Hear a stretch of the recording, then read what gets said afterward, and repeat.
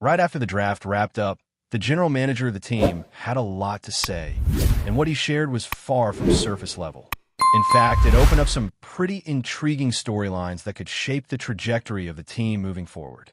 There's a particular running back who's now a free agent, and the buzz surrounding his future is building fast. Will he return to Cleveland and suit up for the Browns again?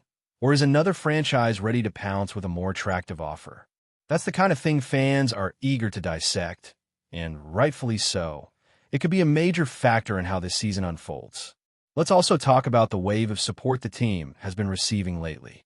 It's been nothing short of incredible. The way fans responded to the draft was electric. There's a renewed energy around this franchise, a real sense of excitement that's tangible. Whether it's in online discussions, fan meetups, or just the overall atmosphere around team news, you can feel that momentum building.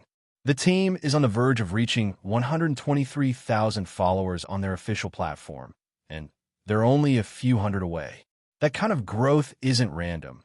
It's a reflection of the engagement the team is generating and how locked in the fans are right now. But back to football, because that's where things really get interesting. One of the key areas of focus following the draft has been the offensive line. There's one player in particular who's expected to begin the season at left tackle, and the belief in his potential is strong. The coaching staff sees something in him that suggests he could thrive in that spot, and there's even backing from his former college coach, who believes he's naturally suited to play on the left side. That kind of endorsement doesn't come lightly, and it shows there's a genuine plan in place, not just a temporary experiment. Still, nothing is being taken for granted. The coaching staff is determined to have everything settled before training camp kicks off. They don't want to be shuffling players around once the pads come on. It's all about building continuity early, locking in assignments, and letting guys get comfortable in their roles. That's especially important on the offensive line, where chemistry and repetition are everything. One of the scenarios that's being floated is the idea of moving a current player from right tackle to left, or vice versa, depending on what shakes out as the best combination for the starting five. Now, they're not actively looking to move anyone out of their current spot unless it becomes clear that the ideal lineup involves a shift. There's a sense that they'd prefer to keep things stable, to allow players to keep developing in their natural roles. But the staff is also open-minded. If it turns out that the most effective version of this offensive line involves one of their emerging stars sliding to the other side, then that's something they'll seriously consider. Take, for example, a player who's been steadily rising at right tackle. He's drawn comparisons to one of the standout linemen currently thriving in Detroit, not because he's already reached that level, but because he's on a similar growth path. He's got the tools, the attitude, and the upside. So the question becomes, do you mess with that trajectory by flipping him over to left tackle?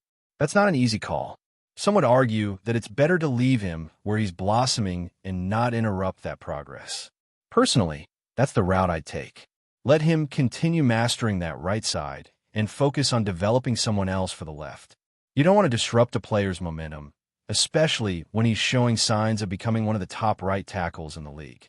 What's clear, though, is that the team wants to make those decisions before training camp begins. Ideally, they'll have a clear picture of their starting five well ahead of the opening practices. But there's a wrinkle. One player who could be in the mix isn't currently participating in off-season programs. That absence opens the door for someone else to step up in spring and summer workouts. If he performs at a high level during those months, he could very well lock down the left tackle job by the time the full team reports. That would be a major opportunity, and it sounds like there's already some internal optimism that he could seize it. Trying to predict the Week 1 starter at left tackle is tricky, but all signs seem to point toward this young player getting a real shot. He has the physical attributes, and with the reps, he might be able to win the trust of the coaching staff. It's far from decided, but you get the feeling that they're leaning in his direction, depending on how things shake out over the next few months. Now, shifting gears to the defensive side of the ball, let's talk about a player whose last season didn't go exactly as planned. He spent most of the year dealing with a shin injury, and it clearly limited his explosiveness and overall impact. Both he and the team would probably admit that he wasn't himself out there. But from everything being said now, he's more motivated than ever. He's hitting the weight room hard, focusing on his strength and conditioning, and doing everything he can to get back to his peak form. That level of commitment is what you want to see, especially from someone who's expected to be a cornerstone of the defense. When he first arrived at the team, he was on an absolute tear. He was having what many considered the best stretch of his career and looked like a major addition, especially given his previous success as a pass rusher. In Washington, he was a problem for offenses, and that momentum seemed to carry over to his new team, at least at the beginning. But last year, his numbers dropped. He went from putting up double-digit sacks to finishing with just over 5. And that's not all. His run defense took a hit too. He went from being one of the better edge setters in the league to someone who had trouble anchoring his side of the line. That dip in production didn't go unnoticed, especially when you look at his contract. He's being paid like a top-tier edge rusher, and last year, he didn't deliver at that level. So now, the pressure's on. He doesn't need to be a sack machine, but he does need to regain his form as a dominant run defender and be a reliable secondary pass rusher. Right now, the team doesn't have a clear number 1 edge threat. They've got depth, they've got options, but nobody's grabbed that top spot. If he can rise to the occasion, it would be a huge boost.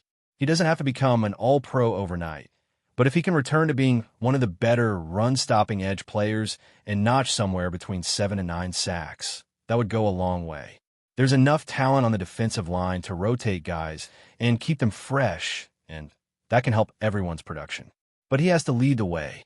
The team needs him to step into that leadership role and play like the top defensive lineman he's being paid to be. On the topic of contracts, there was a bit of a lighthearted moment during an interview when someone asked when a certain extension would be finalized.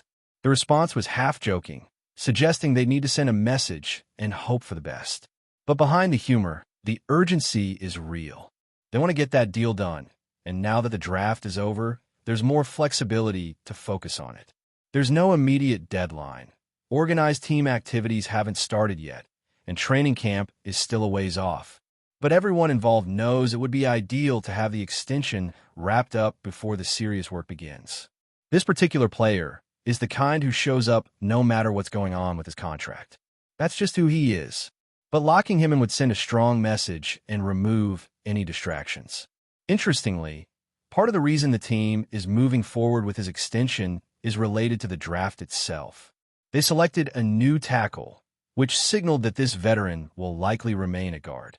If they'd gone in a different direction and drafted someone who profiles better as a guard, maybe that conversation would have changed.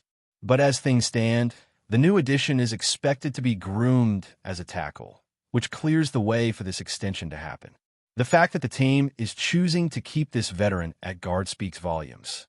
It shows a commitment not just to stability, but to putting players in the best positions to succeed. He's proven himself over and over as one of the most dependable interior linemen on the roster, and by keeping him at guard, they're giving him the chance to keep excelling where he's most comfortable. That kind of clarity can be rare in the offseason, but it seems like the coaching staff and front office are all aligned on this. The player himself hasn't made any public demands. He's just showing up, doing the work, and trusting the process to take care of itself.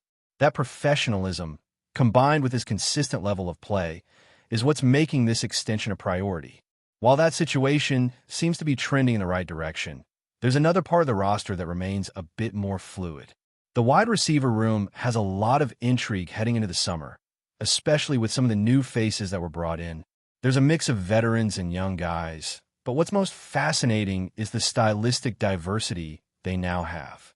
Their size, their speed, there's route running precision. It's a group that offers different skill sets, and that gives the quarterback more tools to work with. Still, chemistry doesn't develop overnight. It's going to take time for this group to gel, to find their roles, and build trust with the signal caller. But the pieces are there, and there's legitimate optimism that this receiving core could quietly become one of the more reliable units in the league if things fall into place.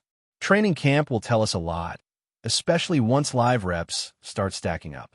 But you can already sense that certain players are poised to make a leap. One wideout, in particular, has been showing flashes that suggest he's ready to take on a bigger role. Whether that means more targets or just more responsibility in high-leverage situations, he seems to be embracing the opportunity. The coaches have noticed it too. There's been a quiet confidence in how they talk about him, a belief that this is the year he turns the corner. Of course, that only matters if it translates once the season starts, but the signs are encouraging. Elsewhere, there's a growing curiosity around how the new offensive coordinator plans to use all these pieces. He's bringing in some fresh ideas and reportedly has a vision for how to make the most of the roster's versatility. He's not looking to overhaul everything, but he does want to lean into the strengths of the personnel. That could mean more motion, more mismatches, and more chances for the playmakers to get the ball in space. The early word is that the players are buying in, which is huge. Scheme only works when the guys executing it believe in it. And right now, there seems to be a shared understanding that this offense can be more dynamic than it was last year. More aggressive, more creative, and ultimately, more productive. That's especially important when you consider the division they're in. It's a brutal schedule, loaded with top-tier defenses that don't give you many second chances. You need to be sharp, decisive, and explosive. If the offense can take a step forward, if the quarterback gets into rhythm with his weapons, if the line holds up, and if the play calling lives up to the potential, then this team becomes a real problem for opponents. But all of that is still in the theoretical stage. That's what the next few months are for, turning theory into execution. For now, there's a sense of quiet urgency around the facility. No one's panicking, but there's an awareness that this team is close. The foundation is strong, and now it's about stacking the right decisions, the right practices, and eventually, the right performances. The offseason is where that process begins, not with hype, but with work. And from everything being said and shown, this group seems ready to embrace it. Before we continue, don't forget to subscribe to our channel and give this video a like. Your support helps us keep bringing you the latest updates on our Chicago Bears. And don't be shy. Drop your thoughts on the news in the comments below. Well, Campbell, the talented offensive tackle, has officially signed a 3-year contract with the Chicago Bears, marking a significant move for both the player and the franchise. After a standout collegiate career, Campbell's arrival in Chicago is expected to bolster the Bears' offensive line, a position that has seen considerable attention in recent seasons as the team looks to solidify its roster for a promising future. Campbell, who played for the University of Michigan, gained considerable recognition for his performances in the Big Ten. Known for his impressive size, athleticism, and technical prowess, he's seen as a formidable force on the line of scrimmage. Scouts and analysts alike have praised his ability to handle both power rushers and speed rushers, making him a valuable asset to any team looking to enhance their protection game. For the Bears, who are still in the midst of rebuilding and finding their footing in the competitive NFC North, the signing of Campbell is a crucial step towards solidifying there. The contract itself is a testament to the Bears' belief in Campbell's long-term potential. And while the terms have not been fully disclosed, it is clear that the team is making a substantial investment in his ability to contribute immediately. This is a bold move for Chicago, who will be eager to see Campbell step up to the challenge of playing in the NFL and making a significant impact. For now, Bears fans are excited to see what the future holds with Will Campbell on their roster. His signing is a strong indication that the team is serious about improving its offensive line, and with a promising young quarterback like Justin Fields at the helm, the Bears could be positioning themselves for future success. The road ahead will require growth and development, but Campbell's addition is certainly a step in the right direction. That's it for this update. If you enjoyed the video and want to stay updated with exclusive news about our Chicago Bears, be sure to subscribe to our channel and hit that like button. We can't wait to hear your thoughts in the comments. See you in the next video.